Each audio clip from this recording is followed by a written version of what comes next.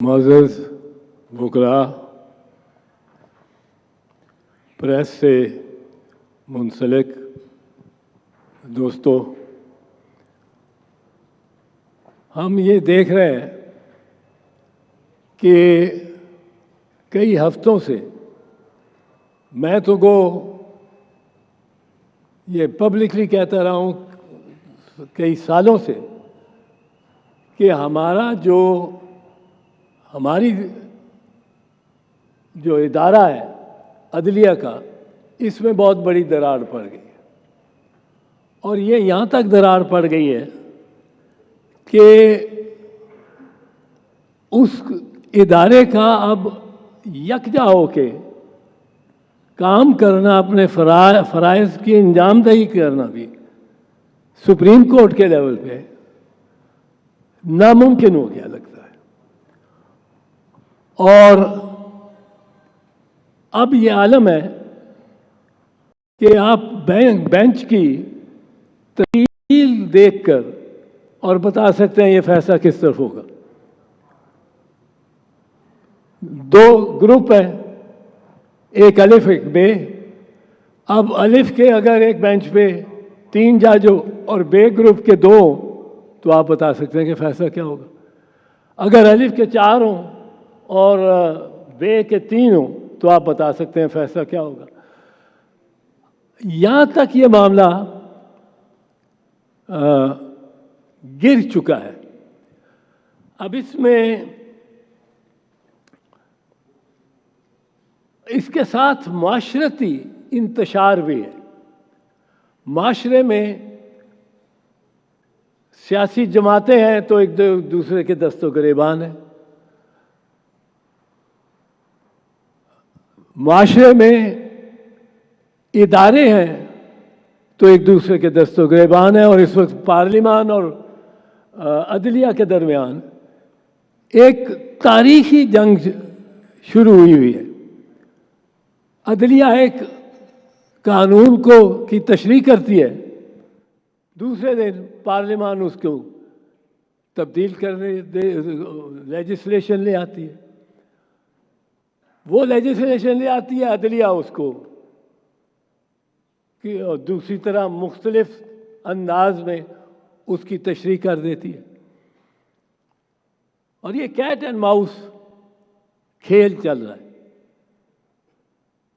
इस तरह की जो दरारें हैं वो पाकिस्तान के माथे पर एक बुजुर्ग तरीन शख्स के चेहरे पर जिस तरह लकीरें पड़ जाती हैं, वो उस तरह का पाकिस्तान का आलम हुआ हर किसी हरकी के साथ। पॉलिटिकल सियासी अमूर को सियासत में रहना चाहिए, लेकिन ये जुडिशरी में भी दाखिल हो गए। जुडिशल अमूर को अदालतों में रहना चाहिए, लेकिन वो पार्लिमान में भी और इंतज़ामिया में भी दाखिल हो गए। और इसमें आप देखें कि जो हम जिस चीज़ को एहसास नहीं कर रहे कि हम कौन सी कौम है। हम वो कौम है जिसने अपनी इस 70 साल में इस तरह खाया पिया, नारे लगाए, हवाई फायरिंग करके नुमाइशी हमने कंज्यूमरिज्म की कि हम अब इतनी बड़े कर्जे में जकड़े हुए हैं कि अगली 4 नस्लें उनकी कमाई जो उन्होंने कमाना है वो हम खा चुके हैं। डकार भी नहीं मारा, वो कर्जे अदा करते रहेंगे। अगली 4 नस्लें वो जो कमाएंगे वो हमने जो लगा दिया, खा लिया, डकार मारे, पार्टियां की, दावतें की, हल्ला गुल्ला शोर शराबा भाई, वो जो कुछ हम हीरे जवाहरात हमने खरीदे, मर्सिडीज गाड़ियों में नहीं बैठे, उससे नीचे बात ही नहीं की। इंपोर्ट किए, इंपोर्ट करने से उनको हमें और कर्जे चढ़े। ये कर्जे जिस हमारी नस्लों ने, मेरे बेटे ने, मेरे पोते ने, मेरे पड़पोतों ने जो देने हैं, वो हम खा चुके हैं। चीन में, जब चीन एक भूखा गैर तरक्की याफ्ती मुल्क था, वो चाय मंगाते ही नहीं थे, वो वाइट टी पीते थे, कहते थे वाइट टी है। वाइट टी क्या है? उबला हुआ पानी बगैर पत्ती के, पत्ती नहीं अफोर्ड कर सकते। वो उबले हुए चावल उनकी मेन डिश हो जाती थी, वो नहीं अफोर्ड कर सकते थे। नहीं, उन्होंने इस तरह खाया कि वो चरखे भी खा रहे होते, वो तिक्के भी खा रहे होते, वो और नारे लगा रहे होते और खुश होते ही, सोचते ही ना कि किसके मुंह से निवाला निकाला जा रहा। इस सूरत हाल में जब हम देखते हैं कि हमारी बड़े बड़े इदारे एक दूसरे के साथ दस्तों गिरेबा हैं, तो हमें आज सोचना है। पहली बात मैं समझता हूं, जो मैं अर्ज करूंगा, मैं मुख्तसर मैं ख़त्म कर रहा हूं इसको। पहली बात हमें ये सोचना है कि क्या इस मुल्क में आइन की बरतरी और बालादस्ती होनी है कि नहीं होनी। यानी, और कोर इशू ये है कि क्या पंजाब और खैबर पख्तूनख्वा में 90 दिन में इलेक्शन होने चाहिए कि नहीं। क्या आइन का ये तकाजा है कि नहीं है। अब हुआ क्या है कि असल इशू ये है, जब भी आप इस पे सोचेंगे कि इलेक्शन 90 डेज में होने चाहिए कि नहीं, और इसको उलझा दिया गया है कि बेंच 7 मेंबर बेंच था, 5 मेंबर बेंच था, बेंच किसने अपॉइंट करना था, फुल कोर्ट बेंच क्यों ना हुआ, फुल कोर्ट लाते, फुल कोर्ट 15 का अगर चीफ जस्टिस बंदयाल बना भी देते तो दूसरे ग्रुप ने कहना था 2 बंदे इनसे निकालो, क्योंकि वरना उनकी मेजॉरिटी नहीं बनती। 15 में मेजॉरिटी बंदयाल साहब की रहती है। वो उन्होंने दूसरों ने कहना था ये एजाजुल हसन को और नकवी साहब को निकालो, वो फिर अब 13 जब रह जाते, 13 में इनकी मेजॉरिटी हो जाती।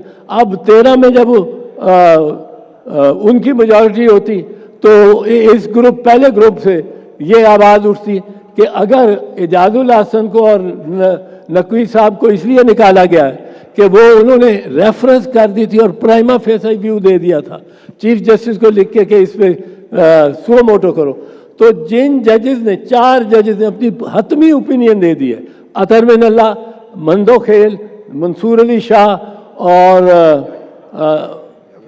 याया अफरीदी, उनको निकालो। अब वो निकाल दो तो चीफ जस्टिस की बरतरी हो जाती है।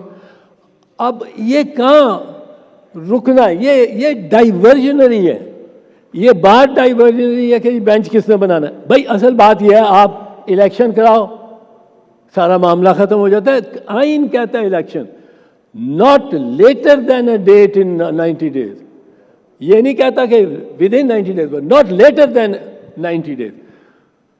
सो असल इशू ये है, उसको डाइवर्ट उससे करने के लिए, डाइवर्जन के लिए मुख्तलिफ इशूज उठाए गए हैं। अब इसमें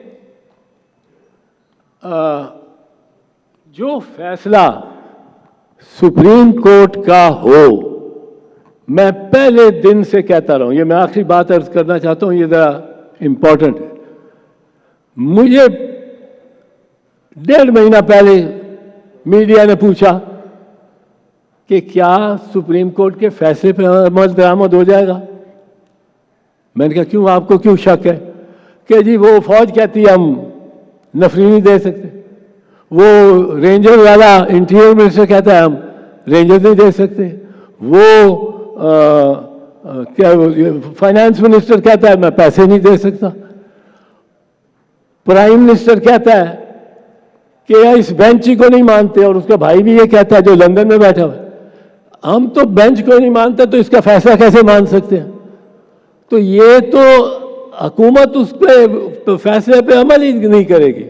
मैंने कहा, और ये मेरा मौक़िफ़ है, कि सुप्रीम कोर्ट का फैसला जो हतमी हो उस पे अमल दरामद खुद ही होगा। ये कोई करिश्मा है हमारी आइन का भी, हमारी आइनी सोच का भी, कि जो सुप्रीम कोर्ट ने लिख दिया और वो फाइनल फैसला है 1 मार्च 2023 का, जिसमें उन्होंने कहा कि आप इलेक्शन कराओ।